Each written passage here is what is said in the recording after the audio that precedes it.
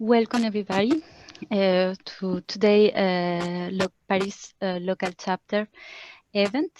We will have today a presentation of Bruno de Ribet, which is on enhancement seismic interpretation from diffraction energy. Now I will show you the agenda for today's presentations. Okay, we will start with a short introduction and a presentation of the EAGE Local Chapter President Nawal Defrelon. After her presentation, we will have the presentation from Bruno, which is in enhancement seismic interpretation from diffraction energy. Bruno is a technology global director and strategic project and of E&P Software at Emerson. After Bruno's presentation, we will have a short session of questions and answers. So I now will let Nawal start her presentation. So please go. Okay. Thank you, Carmen. So I will do a short presentation about the EAGE and in particular the EAGE Local Chapter Paris, for those who don't know us yet. So the EAGE is a global non-profit association which aim at promote geoscience and geosciences through various activities such as events, publication, and so on. So currently, most of the events are online, as many other professional associations. And so there are 6 special interest communities which allow to focus on a specific topic, and local chapters around the world in Europe and outside. So we created this local chapter in Paris in September 2018, so almost two years ago now. We defined the purpose of our local chapter as stated on the slide. So to engage with the multicultural and multidisciplinary geoscience network in Paris and internationally within the EAGE, to promote young talent and innovation, and to foster the recognition of the geoscientific profession in the community at large. So, of course, at those time we were still EAGE Local Chapter Paris. So, but thanks to the online event, we are able to have a larger audience worldwide. So the board and active members the board is composed of 6 members with 2 additional active members that are kind of part of the board. So which is quite so the team is quite diversified in terms of profession, gender, and age. So about our future events. So this year we would like to diversify the topic. So to go through different, to tackle different technical topics, and to increase the collaboration with different companies or associations. So we have a preliminary program, or let's say different technical focus. So the first one, an event that will be more likely scheduled in November about so the stratigraphic detection, feature detection thanks to geophysical approaches. We would like also to do an event about the actual crisis and to explore the economical, geopolitical aspect of this crisis and the impact on the industry. In November, there will be the GET 2020 conference, and so we'll do an event with some feedback about what happened during this event, which held in Strasbourg, well, which is online now. Sorry, and so another series of conference about the geothermal energy, which will follow the one that we already done last year. So with more different aspect of the geothermal energy industry. And so then we would like to explore different topics such as carbon capture and storage, and so on. Also the mining. So this is a nice program, and of course we are always keen to have any suggestion if you have. So it was just a few slides to show who we are for those who don't know us. So don't hesitate to join us on LinkedIn. So you will be able to follow our activities and our event, or to contact us. And if you have any suggestion or any ideas, you can send us a message anytime. Okay, so Carmen. Thanks, Nawal. So just as I recall, some rules for this presentation, as is an online presentation, we would like you to stay mute and with the video off during the presentation to facilitate the speaker through his presentation. For question at the end of Bruno presentation, you can, well, at the end or during the presentation, you can submit your question through the chat, and we will read and discuss it at the end of the presentation. If you have any trouble with the connection, so please just stay online, try to join the meeting again.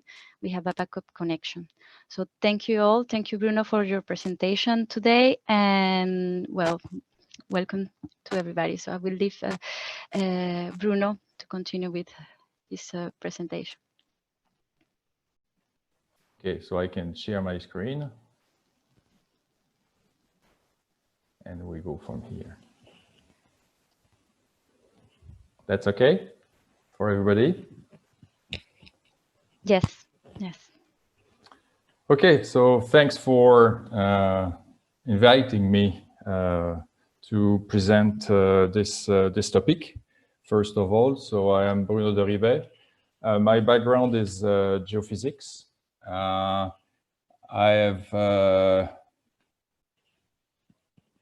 have a PhD from the Institute of Physics of the Globe of Paris. After that, I joined CGG, not in the processing part. I was mainly interested in interpretation and reservoir characterization, and then I joined Emerson Paradigm and then Emerson.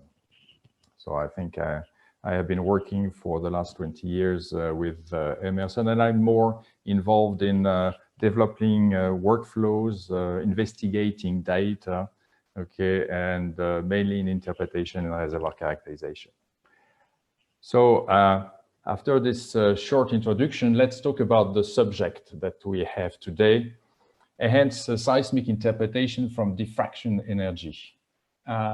Just one few things that I would like to develop during these topics. It's not about seismic interpretation. I'm not going to show effectively how we can enhance the way we interpret seismic data. And this is very important to disconnect effectively this stage from what I'm going to share with you. What I would like to share with you is from a traditional interpretation workflow using seismic attributes, how we can improve it, and how we can improve it using diffraction energy. And this is effectively something that I think add value, okay, when we talk about seismic interpretation and high resolution seismic interpretation. So we will see, okay, how we can generate different types of attributes using different techniques, and how we can integrate them, okay, into seismic interpretation. So just going to change my, okay. First of all, of course, when we talk about characterization of a reservoir, we talk about interpretation, but we talk about effectively, okay, usually structural interpretation. So we need to characterize that. Okay, so when we talk about well scale, of course, we can always interpret fracture description from FMI. When we talk about seismic scale, we can generate classical, I would say, structural attributes such as currents or curvature. We will see some examples, okay? We can do some residual move-out, AVAZ analysis, okay, to detect fracture characterization, or we can effectively investigate what we can retrieve from the diffraction energy. Everything, okay, is due to go into a better structural model, okay, to impact on the development strategy. So the outline of this presentation, diffraction energy, I will call it contribution and challenges. Okay, we will see effectively how it's contributing and what are the challenges that are associated with this type of energy. I will go through an explanation of what I'm naming traditional versus wave field separation. I will effectively talk about legacy data. This is something we need to talk and we need to mention about. I will show some example, karst also, and we go through a conclusion. First of all, contribution and challenges. We know that diffracted energy is a natural carrier of information, and this is carrying information, for example, faults, small-scale heterogeneities, okay, small-scale faults, tips, edges, okay, point diffractor. So it's not associated to a certain type of a geological feature. Diffracted energy is a sum of everything which is related to non-consistent, I would say, information, or I would say not related to reflection. And usually what we are, not taking into account, okay, is this kind of information.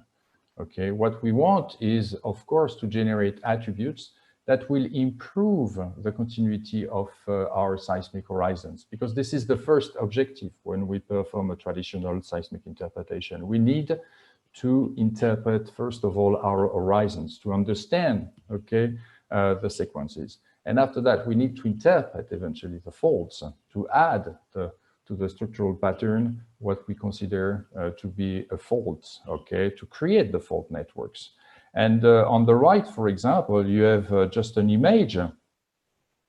It's we can see that on the reflection data, I could imagine, for example, that I can interpret the main faults here. So it's quite easy. I can see that. We have all the experience of interpreting the major faults, major discontinuities on reflection data. But what we are interested in is at the reservoir level.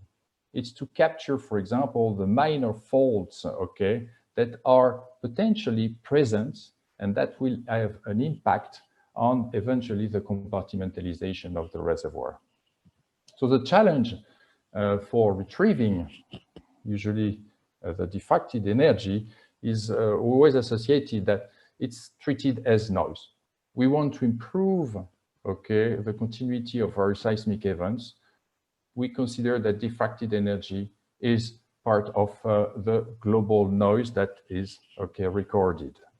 It's usually filtered out, so we try to avoid to capture this information, okay? Or it could be effectively associated to acquisition footprint or grid migration, for example. So effectively, it's difficult to separate. And as I said, conventional, I would say, processing and migration algorithm are biased against, okay, diffraction.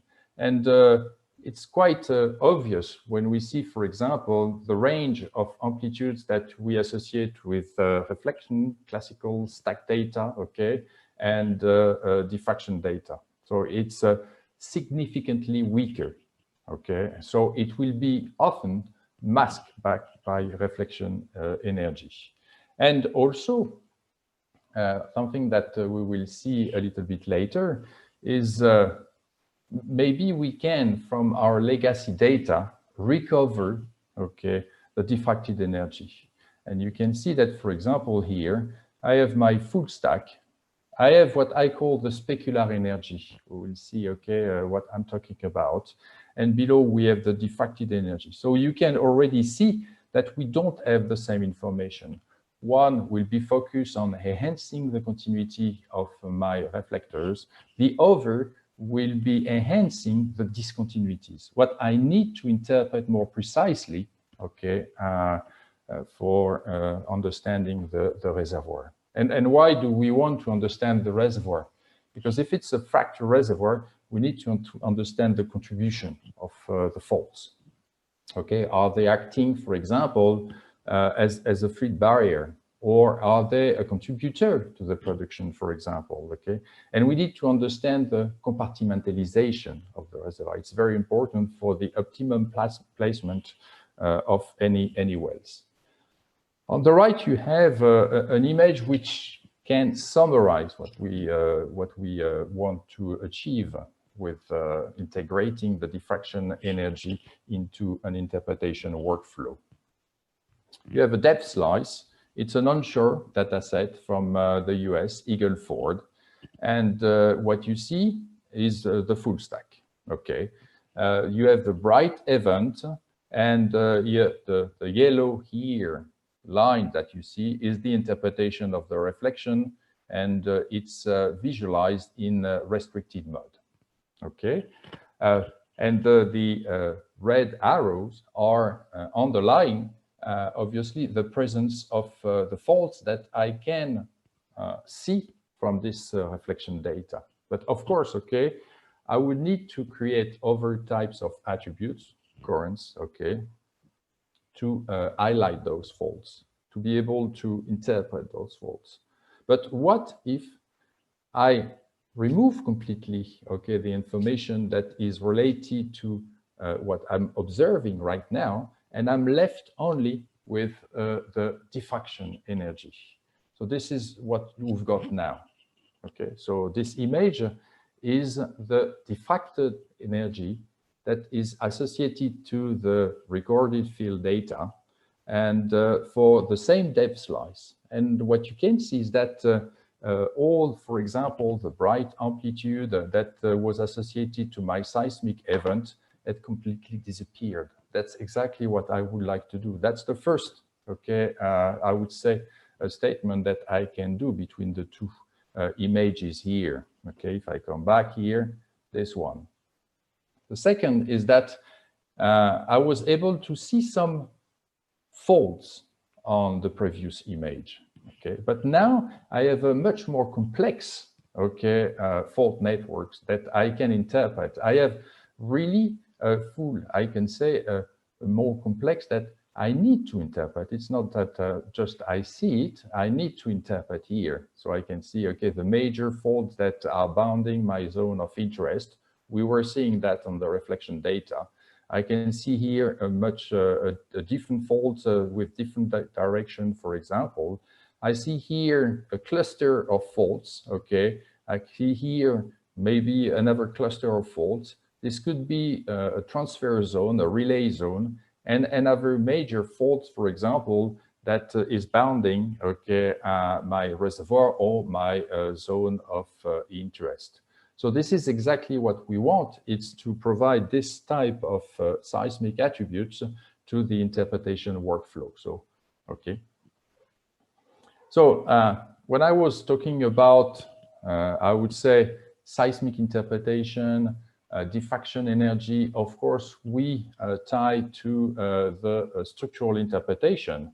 And in a traditional post-stack approach, the first thing we perform with the seismic interpretation is maybe, okay, to propagate some horizons and try to understand, okay? And after that, what we will interpret is the major continuous and discontinuous feature, of course, okay? So from the reflection data, the stack that I will get from the processing team, okay, I will generate some attributes. For example, the currents cube, as you can see here, okay, this is the depth slice also from a different data set, in the same play, Eagle Ford, and it's quite very complex. And you can see that effectively, okay, even we are capturing, okay, the main trend, the main fault, okay, it's still fuzzy, I would say, okay, it's still not precise enough to let us, okay, have a good understanding of the compartmentalization and of the different direction, or maybe subtle, okay, connectivity between each fault, I would say. And of course, we can generate the curvature cube. Okay, this is another type of attributes that I will generate. I'm not going to discuss which one we can generate. Okay, but here we have maybe, and it's the most positive curvature here, and we can compare. Okay, this is the same. I would say depth slice. This is the same areas. We can see that the curvature is going to give us, okay, more continuity. It's going to capture effectively, okay, more subtle, okay, I would say behavior close to the fault. So we can associate both of them. Okay, so of course I can blend them and I can start to interpret on that. Okay, but it doesn't give me effectively, okay, more details. And that's what we would like to achieve with, I would say, a different approach. Okay, and this approach will bring us, I would say, in the pre-stack domain. Okay, where we will be able to, I would say, from the full field, the wave field, we will be able to apply for a decomposition of the full wave field. And this is the approach we want to present here.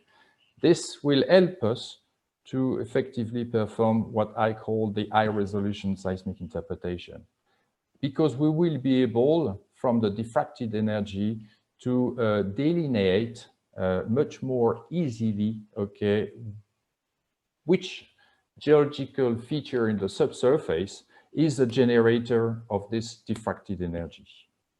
So we will talk about effectively, okay, full directivity or narrow directivity gathers. Okay, and I will show you some example of that. And from those directivity gathers, so pre-stack data, okay, I'm talking about pre-stack data in the depth domain, okay, I will be able to separate the type of energy, okay, because this type of gathers will contain the specular energy, so I will explain, and of course, okay, the diffracted energy. And we will be able effectively to perform an advanced, I would say, structural approach analysis. And I would say that this is a direct approach, okay? Because if we compare with the previous workflow, we have the stack. We need to interpret. We need to have a conceptual model. We need to understand the play, okay? So it's completely indirect. Here, we will go back to the pre-stack data. And we can manage, for example, the way we will, I would say, filter the data to create a seismic image that will help us to interpret better, okay, what we want to observe in the data. So this is a system. I'm not going to go deep in the details, okay, but this is, I would say, what I call the seismic imaging in the local angle domain, LAD. So what is the idea behind? It's to build an image of the subsurface from recorded field data. But we do that, okay? But what we want to do is to reposition this data, so what is associated to the record field data, into their true geological position in the subsurface. This is what we observe here. At this point, for example, in the subsurface, when we shoot rays, okay, up to the surface, thousands, okay, whatever azimuth, whatever happening angle, okay, we can derive different types. We can characterize this point here, okay, the energy stored at this point by different angles, okay, reflection azimuth, reflection angle, directional azimuth, directional angle. Those two, for example, okay, could be considered as a seismic deep meter, because it will depend, okay, on the structure itself.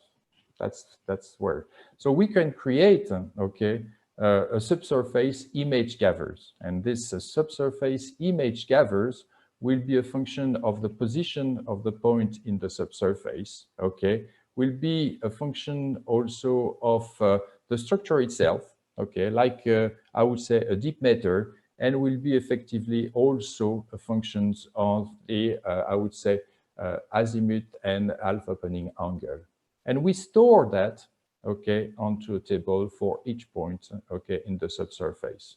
So for example, at the point M here, this is the type of table. I store my energy at this point.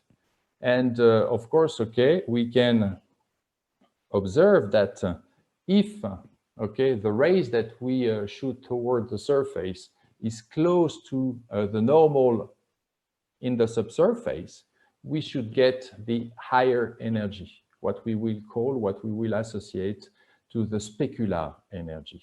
So this is the bright here that you can see, for example, here. And the more we are far from this bright energy, it's when the rays, okay, are going to, I would say, be far from the normal, okay, to the subsurface at this point. So this is what we could associate to the diffracted energy. So once we have stored the information here, okay, just to give you an idea of what we can get here. So if we stack along the azimuth, so in that direction, for example, okay, I can create, I would say, a gathers that will depend only on the alpha opening angle and opening azimuth. Okay, this is, I would say, a reflectivity gather. Okay, and we can see, for example, here on this, so you need to imagine that it's not along one specific azimuth, okay, it's for all azimuth and all opening angle. And we can see some oscillation, and this is typically what we can associate with anisotropy of the medium. So presence of fracture, for example, okay. So if we stack along a specific opening azimuth, it's a basic reflectivity gathers. But this is not what we are interested in. So if we stack in the other direction along the alpha opening angle and opening azimuth, we will get a directivity gather. So it's another, I would say, information that is no more depending of, I would say, the two first angle that we were specifying, so azimuth and alpha opening angle, but that will depend on the deep and azimuth. Okay, so, and if we stack, for example, this section, this specific gathers, we get this line, for example. And the gathers that I have here is at that location. And what we can do, okay, we can analyze, for example, here at this point, what will be, okay, the energy, okay, along this, these gathers for all the azimuth. And this is the type of display that we have, for example. Okay, let's imagine at that point, this is a full azimuth gathers.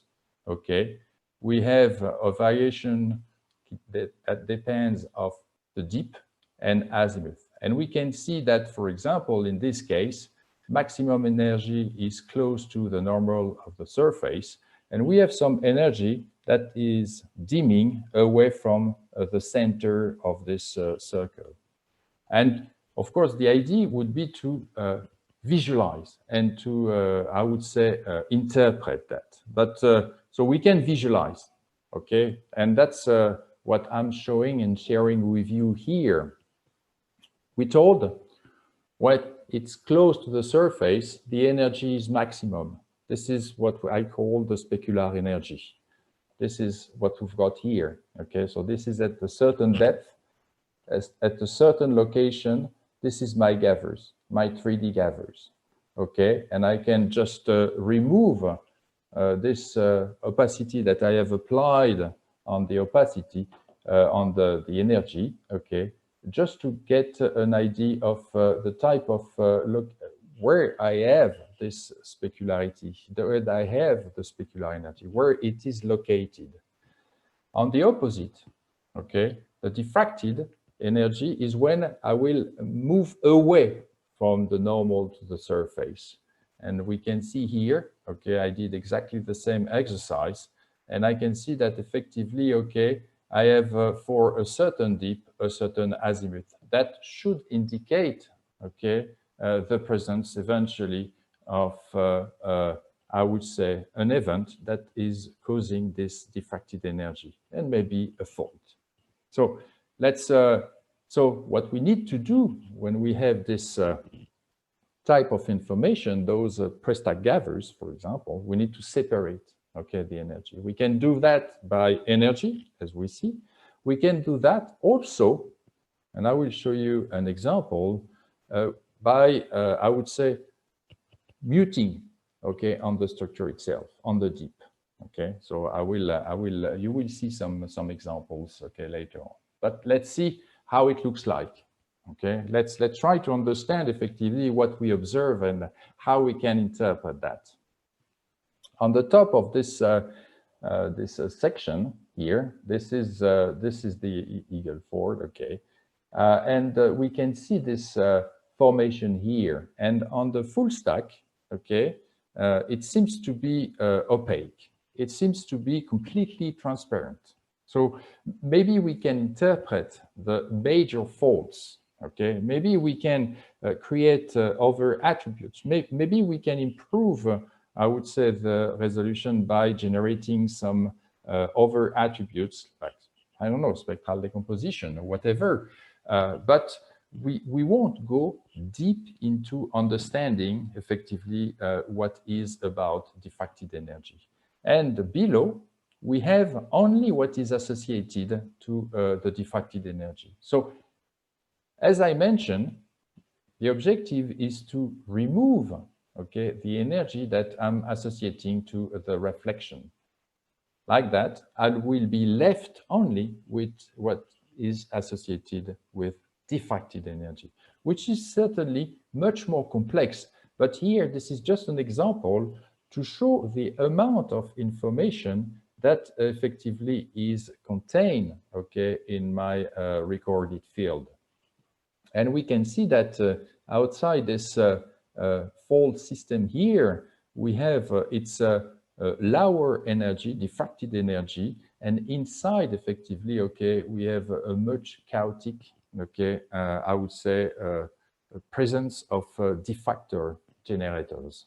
Okay, so that's an interpretive process also. Okay, so it's not, I would say, it's not just visualizing an attribute and highlighting, okay, because diffracted energy will contain more than just what is associated or what could be associated with faults. It will be an interpretative process after generating those type of attributes. An example from the Eagle Ford, and it's I think it's much clearer here, okay, in this slide. At the top, you have my diffracted energy at different depth. Okay, so and you can see very clearly that the maximum energy associated to my diffracted energy, okay, is associated with fault plane. And we can see that, for example, in any Karst cube or any other attribute, I would have interpreted as maybe a continuous feature. Here now, okay, I need to understand better, okay, how the different faults are connected. And maybe, okay, it's more than just a one fault.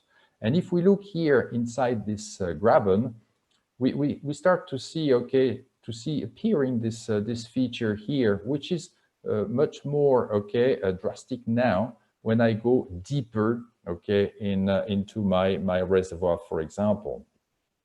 And when we associate the Karst cube that we have calculated from the full stack, okay, this is what I have. And I can see that if we compare at the different depth, I do not see any continuity, except, for example, when I go deeper here, okay, I can see. But even I have the continuity, I don't have the full extent that I can observe on my diffraction attributes.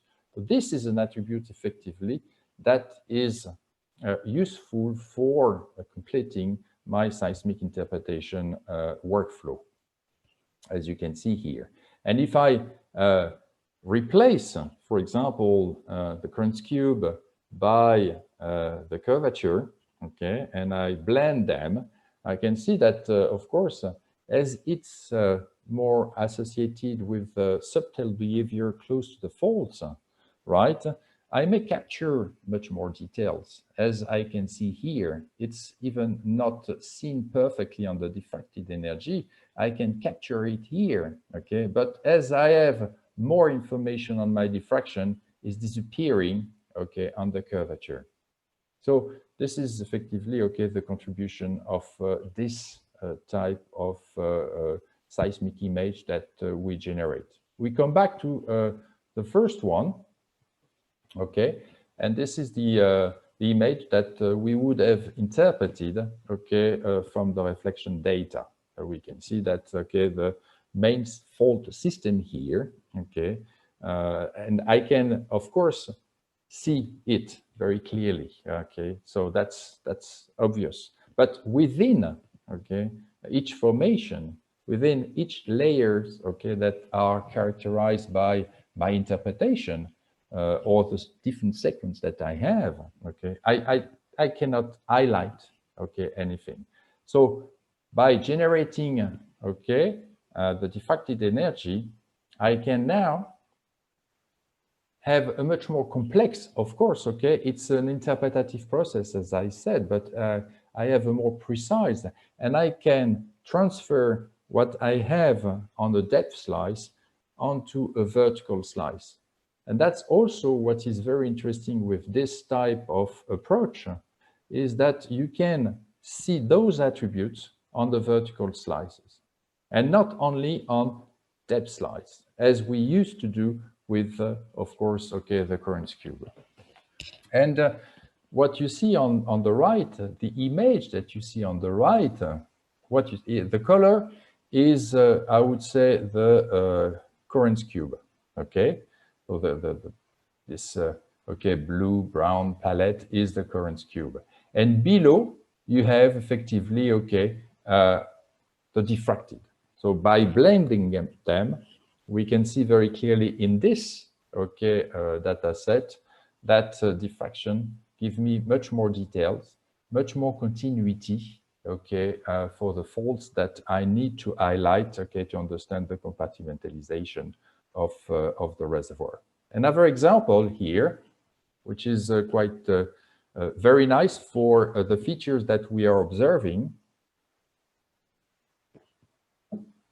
It's a basement from Western Siberia. On the left, we have the reflection or specula, okay, image.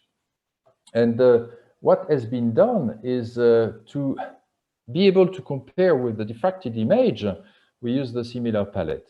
But what we can see is that we have the continuity of the reflections here. We can see some oscillations here, okay. And the diffracted is this image. So we can see this clear fold pattern here. And when we associate both of them, we see a very good correlation. Correlation that you don't have if you work only from the reflection data. So the sum that we have, reflection plus diffraction, okay, is not equal to the reflection. That's okay because the diffracted energy is associated to a significantly weaker energy than the reflection. But we can see now the good correlation, the perfect correlation that we have between reflections and fold pattern. And of course, after that, you can add more attributes. So even without doing, I would say, a seismic interpretation, I can very easily, okay, understand where are the spots of interest, the sweet spots, okay, that I need to highlight. In this case, what we have done is from maybe a VVAZ workflow, okay, we have generated some factor density related attributes and we merge them. So we have now three attributes. We have the reflection, we have the diffracted, and we have the factor density attributes. And they have now, okay, the same intensity.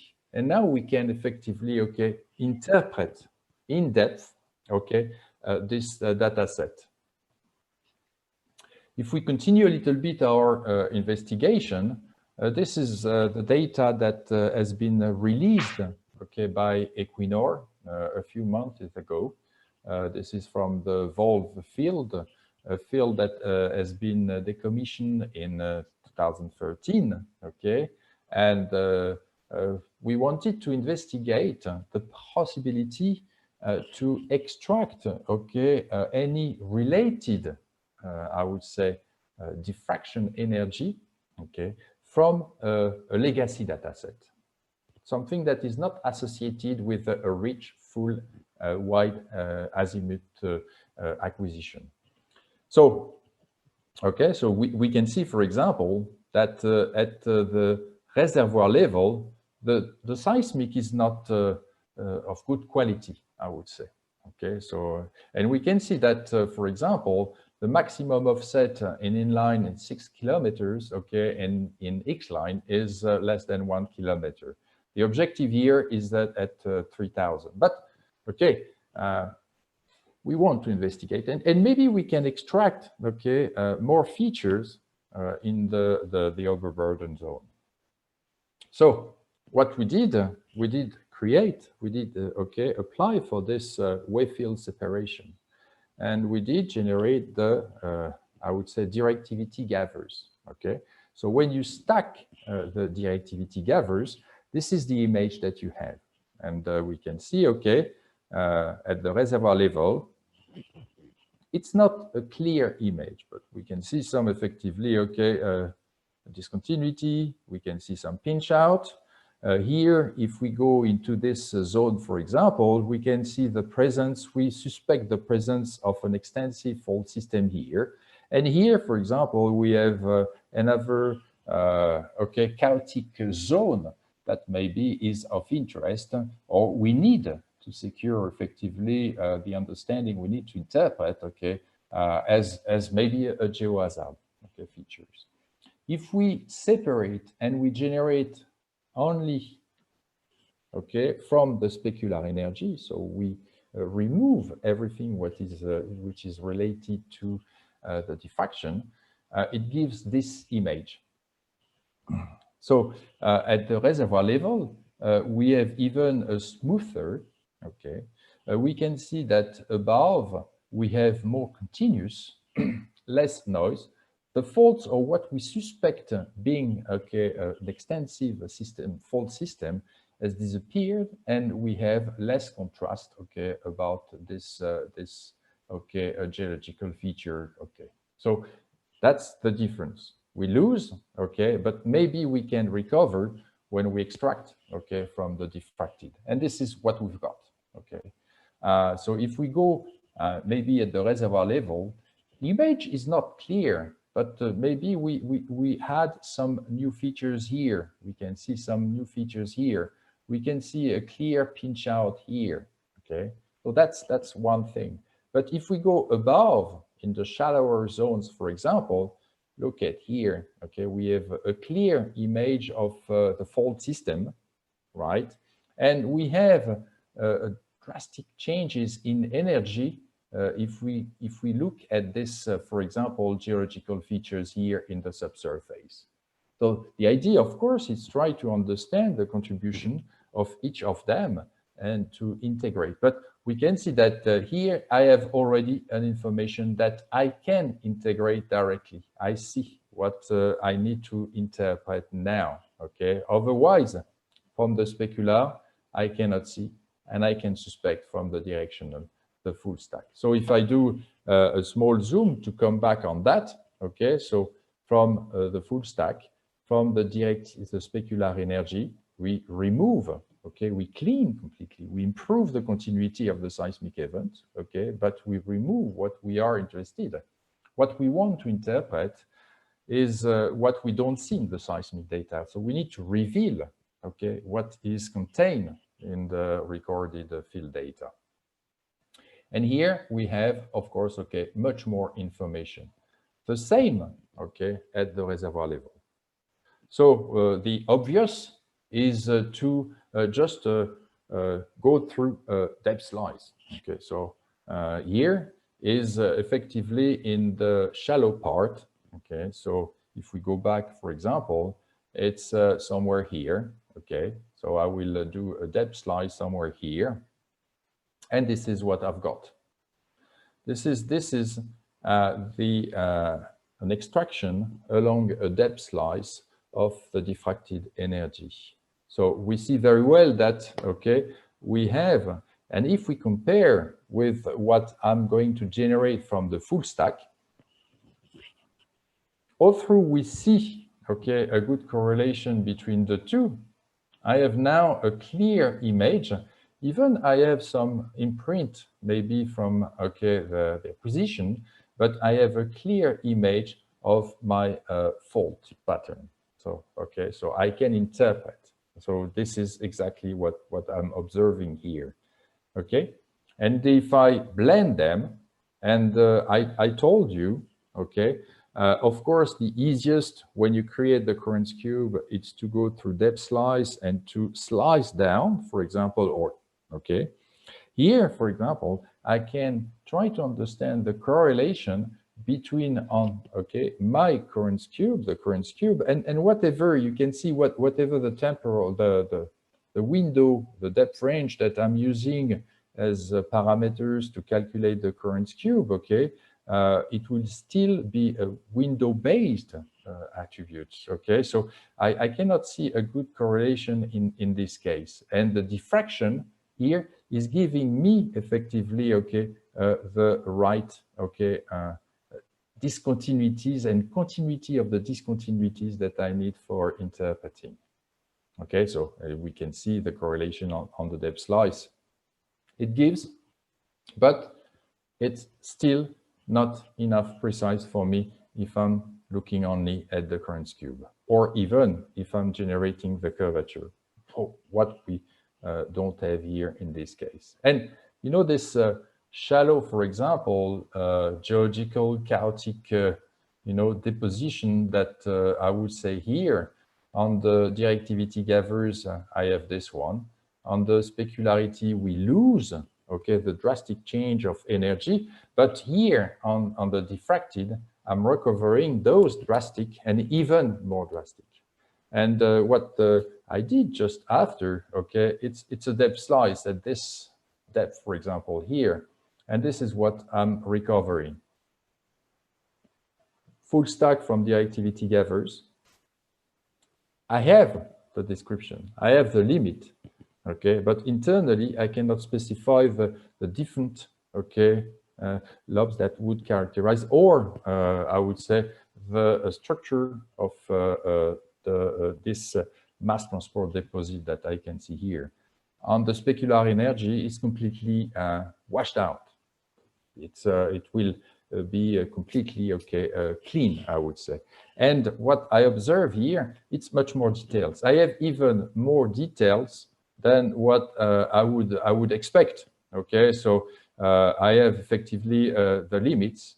I have other features, and I don't know if I can associate that with channelized features, okay, or not.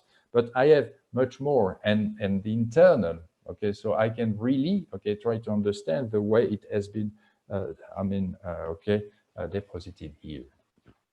So that's, for example, or this is one example of the information that we can extract with, I would say, legacy data that validate the fact that we need to have some mandatory data. And what I do mean by that, okay, it means that effectively, okay, at a certain depth, I need to take into account only the maximum offset, okay, to be able to work correctly with this system. Just here, for example, in this data set,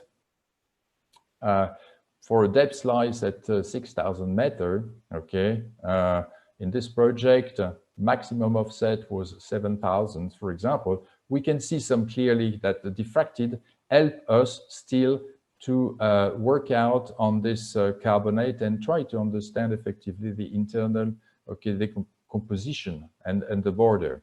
And if we go deeper, we lose the information versus effectively what we could get from the maximum principal curvature. So this is something to take into account when we work with legacy data. Another type of data set on which effectively the diffracted energy will help is a karst.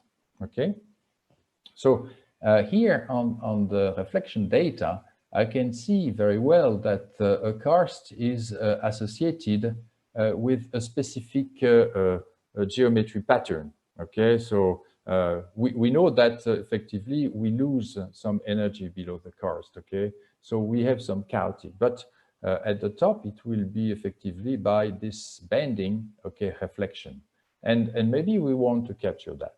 Okay, and maybe we want to understand, you know, to have a more precise, okay, delineation of the karst. I will share an example after that. Why? Okay, this is this is an example from East Siberia. Okay, and on the left you have what is associated to the specular, okay, energy, the reflection, the full stack, we may say. Okay, so we can see some of them, but we don't have a real good, okay, extraction of what is or the distribution of the karst, okay, or what is their weight, for example, okay, what is their density around, okay, or close to the fault. And on the right here, you can see all those points here that are associated with the karst that we have extracted from the diffraction. Okay, so that's also something which is very interesting to understand. A classical example is from the Barnett Shale, okay, in the US. And why it's classical?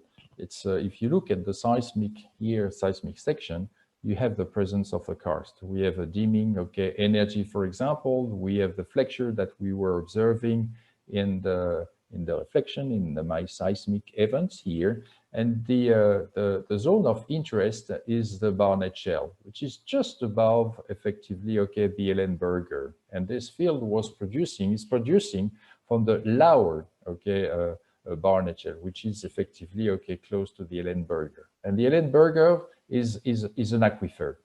So, of course, okay, if we connect the Barnett Shale, right, I think, if we drill, okay, the Barnett Shale and we connect the aquifer, the well, okay, will die. I mean, will not produce. Okay, so the interest here is to get exactly, okay, the good delineation of the karst. We need to avoid them.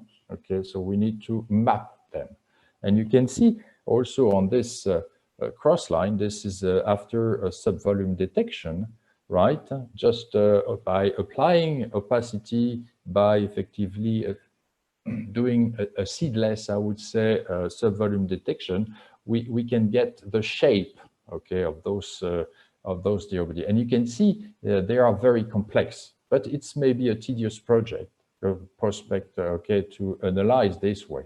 So what can we do? So what we can see, for example, on the left, okay, this precise, I would say, I mean, subvolume detection of what could be the envelope of the karst on this seismic data. This is the full wave.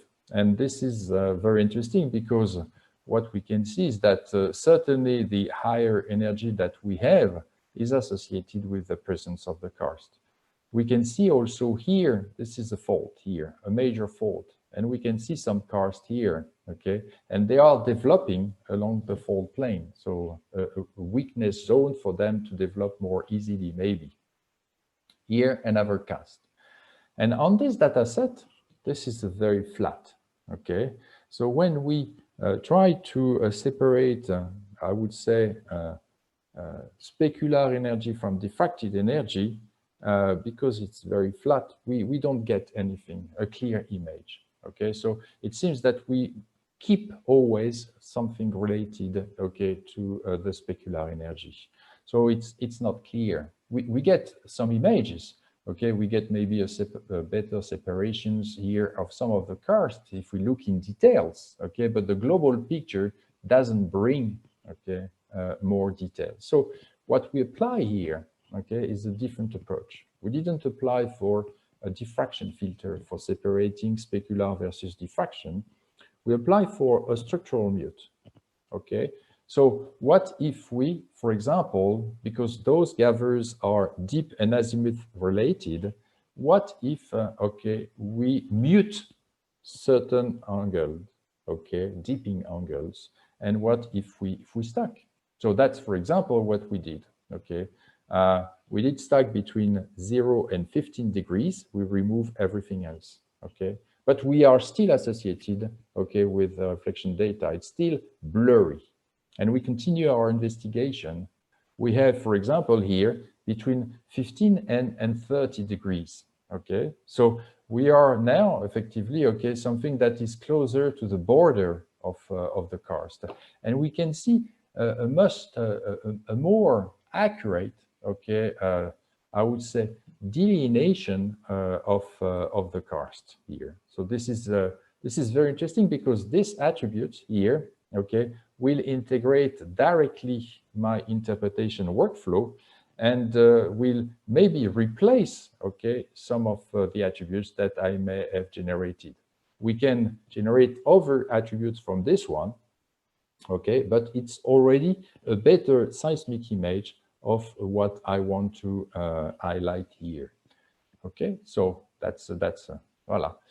And so that's a few examples that I wanted to share with you, okay, during this presentation here, okay.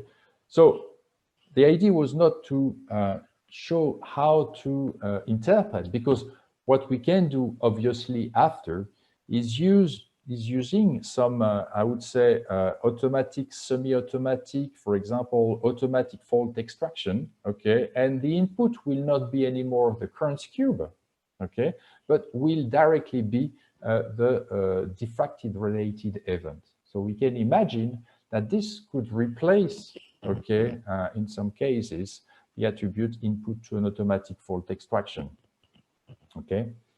The idea, of course, is to recover missed faults, okay, or to have a better idea of where I do have a higher density of fracture swamps, okay, and always, I would say, from full, of course, okay, but what if we have some legacy data? And of course, it's very important because we need to understand the integrity of the reservoir. We are talking a lot right now, and the industry is moving, of course, okay, changing, adapting itself very fast. But when we talk about CO2 storage, when we talk about CO2 capture, when we talk about, maybe we need such approach, okay, to understand if, okay, my reservoir, okay, I would say is not associated with some leakage, okay? And of course, by analyzing in the overburden zone, maybe to analyze if any geohazard. It's very important at the reservoir level, okay? It's high resolution. We need to understand, for example, the compartmentalization, okay? Because I may have some internal laterally faults, as we saw in the Eagle Ford example, that are discontinuous. So if there is no continuity between, okay, and that, of course, okay, will help to, I would say, understand better more geologically complex field and the fault geometry. So, okay, so just I would like to thank you effectively, Equino, for having distributed, okay, the data of the vol field, Citel for the Eagle Ford, and Emerson E&P for authorizing this presentation.